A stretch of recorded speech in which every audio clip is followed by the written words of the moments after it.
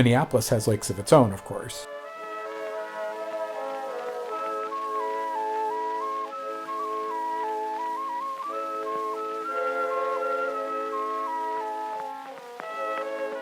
This photo is from a celebration when canals were finished that linked the Minneapolis chain of lakes together. It's by a really excellent amateur named Edward D. Mayo, who took a number of the photos in these shows. Tex Treadwell's Stereographer list says that he was a member of the United Stereoscopic Society. Mayo also took this one of a hydroplane in 1911. The pilot Hugh Robinson was a fascinating pioneer aviator. Here he was starting a trip from Minneapolis to New Orleans to win an aviation prize. He stopped at Rock Island, Illinois, 375 miles from Minneapolis, and learned that the prize had been rescinded. That was the end of his trip. Lake Minnetonka is in the western suburbs. It's the one Prince asked his girlfriend to purify herself in the movie Purple Rain.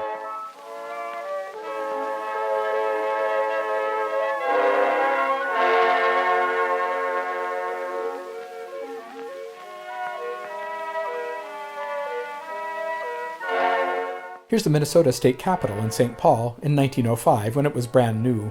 It still looks about the same.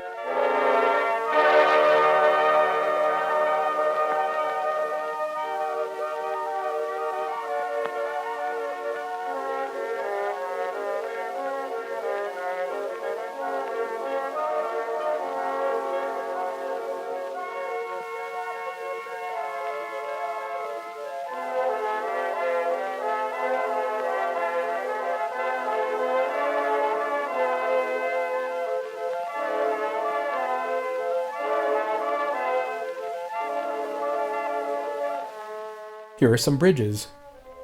This is the first bridge over the Mississippi River anywhere, built in 1855. The sign says, "Caution, $10 fine for riding or driving on this bridge faster than a walk." Doesn't sound like they had a whole lot of confidence in its sturdiness.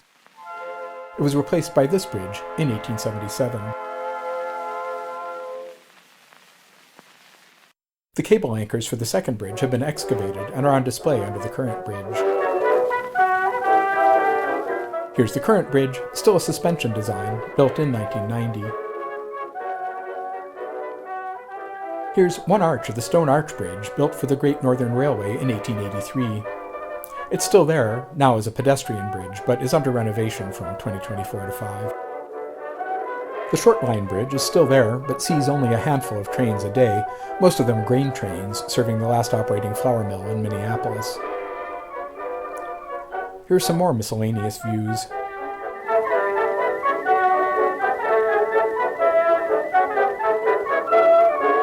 Manessa P. Pettingill built a whole resort complex around the springs that came out of the river bluff near the mills.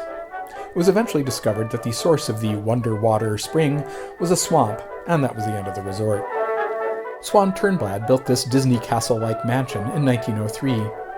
He was the publisher of the Svenska Amerikanska Posten, a Swedish-language Minneapolis newspaper whose circulation peaked at 55,000 in 1915.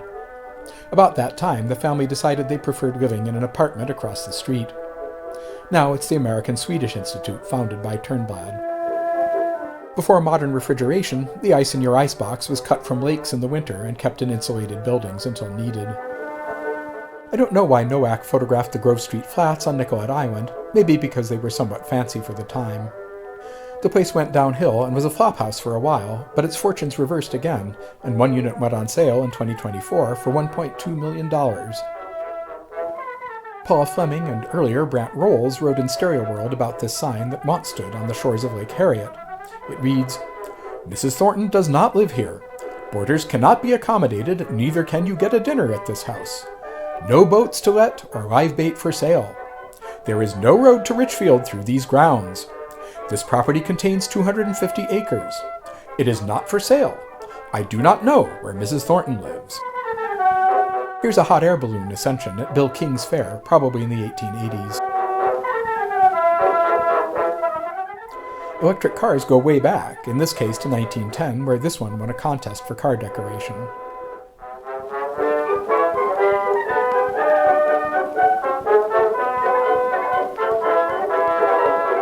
Here are a couple of shots of a temperance parade, probably from 1910, because nobody knows how to throw a party like a temperance crusader.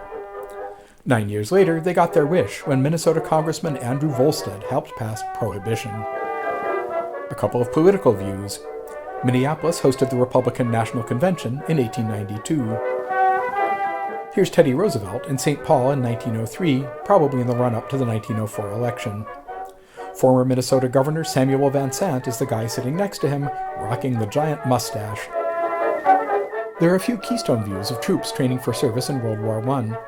Some of these may have been taken in Bloomington, where some of the mock battles took place. There were only 1,000 people living there then.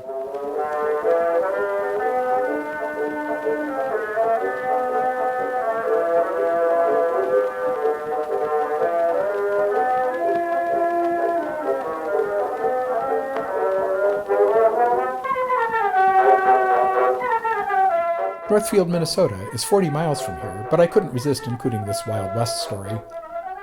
In 1876, Jesse James, Cole Younger, and their brothers and gangs decided to think outside the box and rob banks further north than their usual. They posted 3 men as a rear guard at this bridge in the foreground, and 2 outside the bank building, visible at right. 2 men entered the bank. The cashier kept them out of the vault, and they murdered him out of spite. They took a cash drawer and left, but word was out, and the townspeople engaged them in a fierce gunfight. The Jameses got away clean, but a posse eventually caught up with the Youngers, and they did time at the state prison at Stillwater, Minnesota.